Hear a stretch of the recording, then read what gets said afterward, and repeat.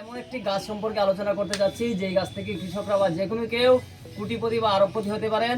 তো এই গাছটি কি আপনারা সবাই জেনে থাকেন যে চন্দন গাছ, রেড স্যান্ডেলউড অথবা হোয়াইট স্যান্ডেলউড, এই দুটিরই বীজ আপনার সামনে রয়েছে। তো এই বীজ থেকে কিভাবে গাছ তৈরি করা হয় তার এই ভিডিও আমরা দেখাতে যাচ্ছি। তো বন্ধুরা, এই গাছের মাধ্যমে কিন্তু আপনারা অনেক অনেক বেশি টাকা উপার্জন করতে পারবেন, কিন্তু এটা কিন্তু অল্প সময়ের ব্যাপার নয়। যে কোনো কিছু কাজ, ভালো কাজ করতে হলে কিন্তু সময় চাই, অনেক দিন সময় লাগবে। তো আমরা যারা বাচ্চাদের জন্য বা কারোর জন্য আমরা ভিডিও করে ফিক্সড ডিপোজিট করে থাকি বা এলআইসি করে থাকি, তো ওনাদের আমি দৃষ্টি আকর্ষণ করব। আমি বলবো আপনি এলআইসি তো যা করার করবেন, এর পাশাপাশি কিন্তু 5টা চন্দন গাছ লাগিয়ে রাখবেন। আর ওই এলআইসিটা যেই সময় ম্যাচিউর হবে তখন এই গাছটাকে বিক্রি করার চেষ্টা করবেন, তখন দেখবেন কোনটাতে বেশি মুনাফা। তো বন্ধুরা, আপনারা লেগে থাকবেন এই ভিডিওর মধ্যে। আর এই হলো ভিডিওটি শেষ পর্যন্ত দেখবেন এবং চ্যানেলটি সাবস্ক্রাইব করুন।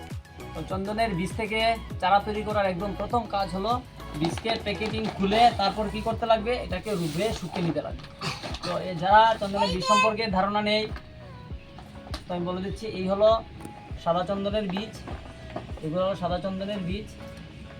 আর এই হলো কেরালিয়ান লাল চন্দন, এই হলো লাল চন্দনের বীজ। এই বীজের ভিতরে কিন্তু আরেকটা বীজ থাকে, এই বীজ থেকেই নতুন একটা চারা তৈরি হয়। তো প্রথম আমরা রোদের মধ্যে এগুলো কিন্তু শুকিয়ে নিয়েছি, পুরা শুকানো হয়ে গেছে, 3 দিন শুকানো হয়েছে। এর মধ্যে যদি কোনো ফাঙ্গিসাইড থেকে থাকে, কোনো ব্যাকটেরিয়া ভাইরাস থেকে থাকে, তাহলে ওগুলো কিন্তু রোদের মাধ্যমে নষ্ট হয়ে যাবে। তারপর আমাকে কি করতে লাগবে, এই গাছকে হয়তো 48 ঘন্টা ভিজিয়ে রাখতে লাগবে লাল চন্দনের ব্যাপারে। আর সাদা চন্দন কিন্তু এর থেকে বেশি দিন ভিজিয়ে রাখতে লাগবে, কমপক্ষে 2 থেকে 3 দিন এবং 3 রাত্র ভিজিয়ে রাখবেন। আর বীজাণুর সঙ্গে আপনারা কিছু অর্গানিক ফাঙ্গিসাইড দিয়ে দিতে পারেন।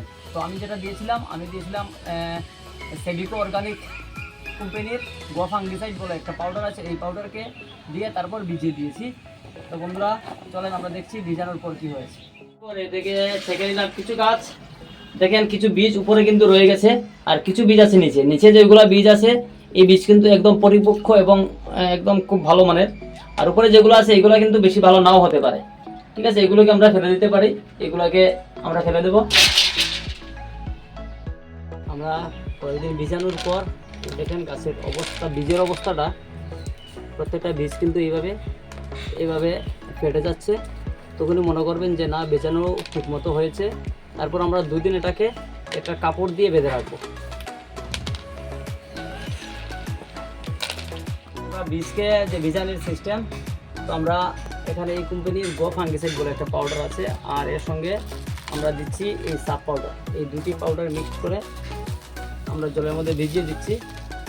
এই দেখেন গো ফাঙ্গিসাইডের পাউডার,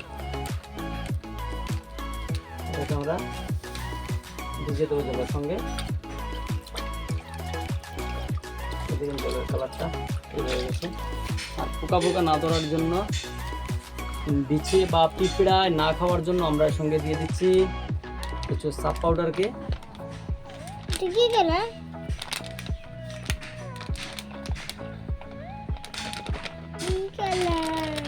ব্যাস, এবার দিয়ে দাও। দেখে দেখবেন বন্ধুরা, আপনাদের জন্য এবার ভিজাবো। এই হচ্ছে লাল চন্দনের বীজ। এর ভিতরে কিন্তু ভালো একটা শক্ত একটা চুকলা আছে, চুকলা কিন্তু খুলতে লাগবে না, এমনিতেই আমরা ভিজিয়ে দেবো। তো ভিজানোর আগে প্রথমে নষ্ট না হওয়ার জন্য বা পিঁপড়ে না খাওয়ার জন্য এই সাব পাউডার দিচ্ছি। আর সাব পাউডারের সঙ্গে আমরা সেভিকো অর্গানিক এর একটা গো ফাঙ্গিসাইড পাউডার আছে, এই পাউডারটার সঙ্গে মিশিয়ে দিয়ে দিচ্ছি। এই হচ্ছে এই প্যাকেটটা।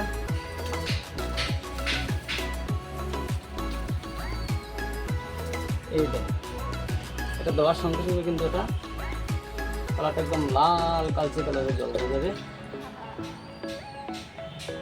দেওয়ার সঙ্গে সঙ্গে কিন্তু গুলে যাচ্ছে।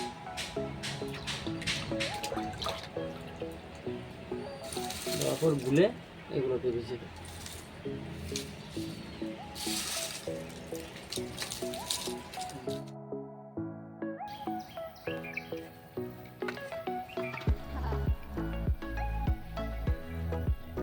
আমরা কাটে দিয়ে